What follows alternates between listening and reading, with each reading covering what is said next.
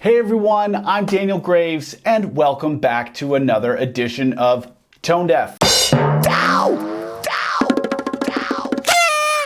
Today, I'm gonna get just as YouTube-y as humanly possible, because today, I'm gonna do a top 10 countdown.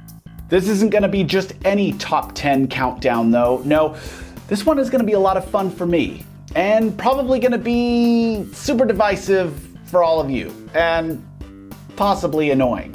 At the suggestion of my vocal coach, Metal Mary, who's got her own amazing YouTube channel, by the way, you can get the link right up here, I'm gonna list off what I believe to be the top 10 best songs that you did not know were industrial pop. I'm specifically choosing tracks that are not from our scene. These are mainstream songs that either flirted with our thing or, like just straight up jacked our style. Anyway, here we go. Number 10, The Hills by The Weeknd. Tortured vocals run through distortion, screeching atonal synths, stolen sample from an underground sci-fi movie. Could it be Skinny Puppy or a top 40 hit? Well, in most cases, it could be both. But in this case, I'm talking about The Weeknd's 2015 smash, The Hills, which peaked at number 1 on the Billboard Top 100 charts. After The Weeknd's recent Super Bowl appearance, my social media was alight with questions from scene dudes asking, "What is this band The Weeknd who sampled Susie and the Banshees?" While the rest of us who are into dark, gritty pop are already well aware of this band. Number 9, I by Smashing Pumpkins. As much as I'm trying to stay away from anything that even orbits the dark music scene in this video, I felt it would be totally unjust to ignore the cultural phenomenon that was the Lost Highway soundtrack back in the 90s. Long before the internet, goth kids had to rely on word of mouth, record stores, or underground zines to find new music. We caught a break back in the 90s when a string of mainstream movies included dark music in their soundtracks, which opened up a whole new world of music to all of us. Along with The Crow and Mortal Kombat, these soundtracks helped introduce a whole bunch of new bands to a generation of young listeners.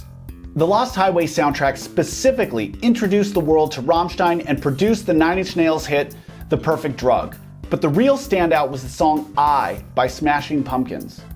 Up until that time, the Pumpkins were known as an alternative rock band, actually one of the biggest in the world at that time, which made I, with its 808 drums, squishy synth bass, synthesized guitar lead, and chaotic, mechanized, distorted crescendo just feel like it came totally out of left field. Of course, the band would tread the goth industrial path for a number of years after that, but I was really where it all began. Number 8, Bad Romance by Lady Gaga. I've heard this song slipped into more than a few goth playlists over the years, and it's not hard to understand why. With its enormous kick drum and detuned super saw leads, it fits just as well between V&V Nation at your local club as it does on Top 40 radio. Lady Gaga's 2008 EP, The Fame Monster, took a decidedly different turn from her debut album, The Fame. It's grittier, it's darker, hell, it's got zombie references. Without even listening to the music, one can draw the conclusion that Gaga took some of her influences for this mini-album from our world. But if you are in any doubt, you can just take it right from the monster's mouth.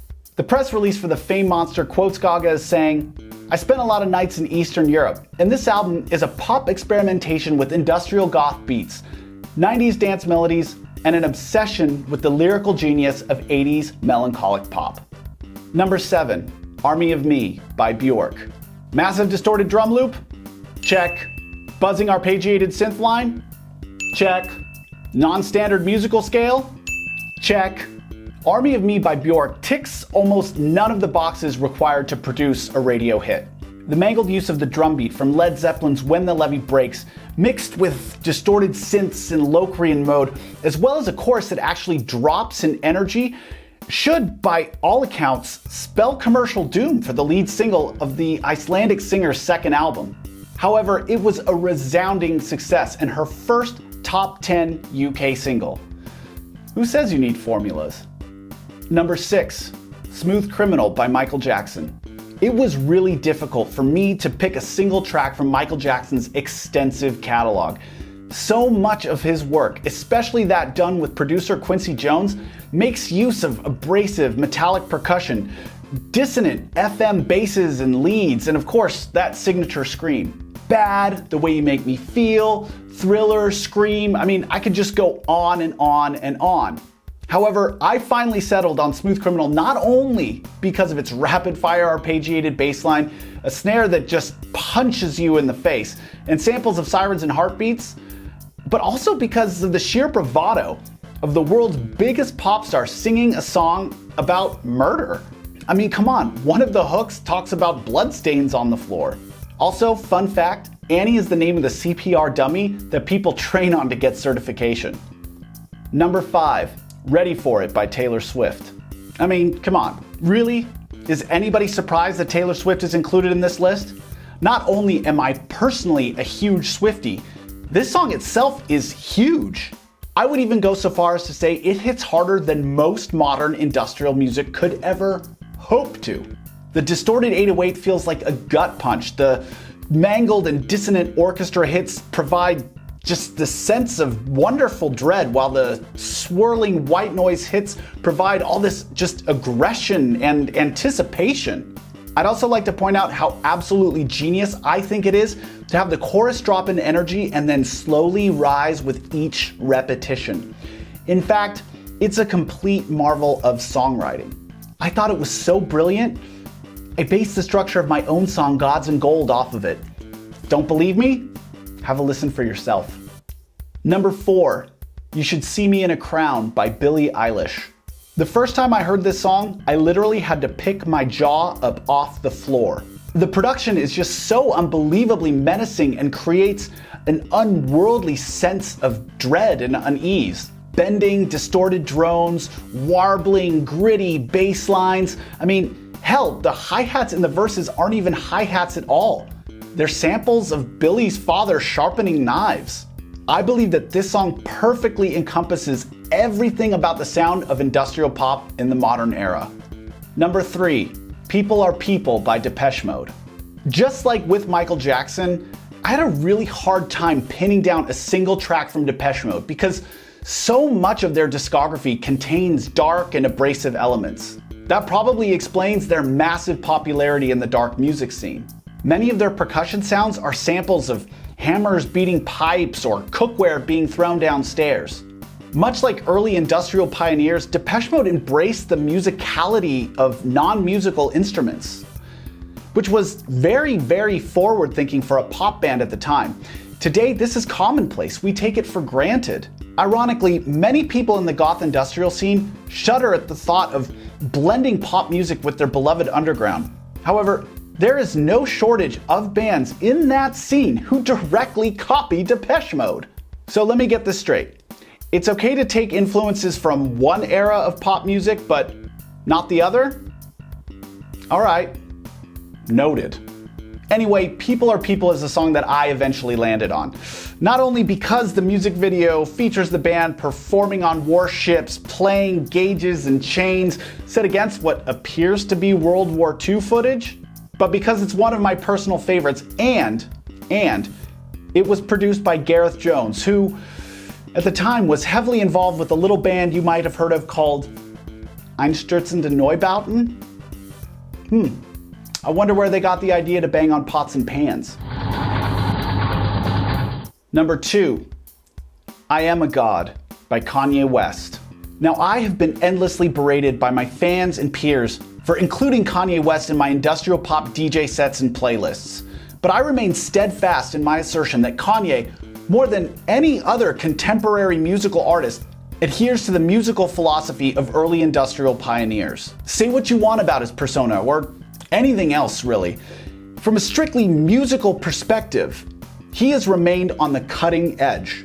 He's not even so much as predicting trends as much as he is setting them. If you aren't familiar with Yeezus, his album from 2013, I highly recommend checking it out. This album goes hard. If it weren't for the rapping, it could easily be mistaken for a power electronics album. I'm not even kidding. I Am a God is full of pounding, distorted kicks, samples of screams, dissonant wails, and synth sequences all over the place. No surprise that it was co-produced by Daft Punk and Gesaffelstein.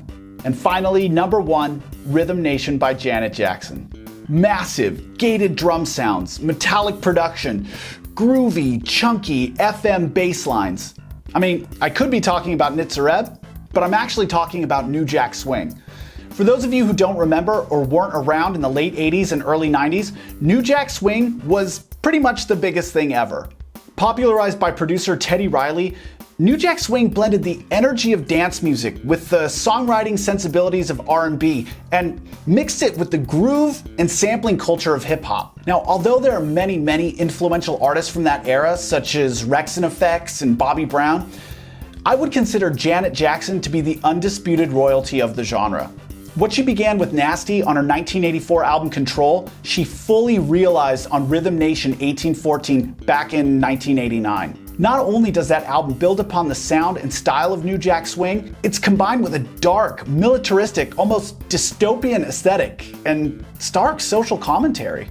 Now, the album did so well that the tour was the most successful of any recording artist at that time. And it still holds the record as the only album in history to spawn 3 charting singles across 3 calendar years.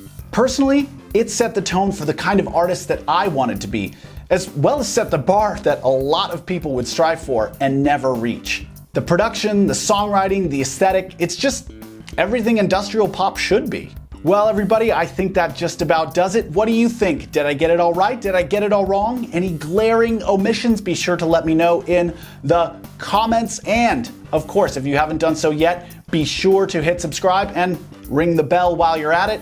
I've gone ahead and listed all of my social media in the description. Be sure to follow me everywhere else on the internet. And, of course, a massive thanks to all my Patreon supporters because they make videos like this one possible. This is Daniel Graves signing off. Thank you guys. Peace.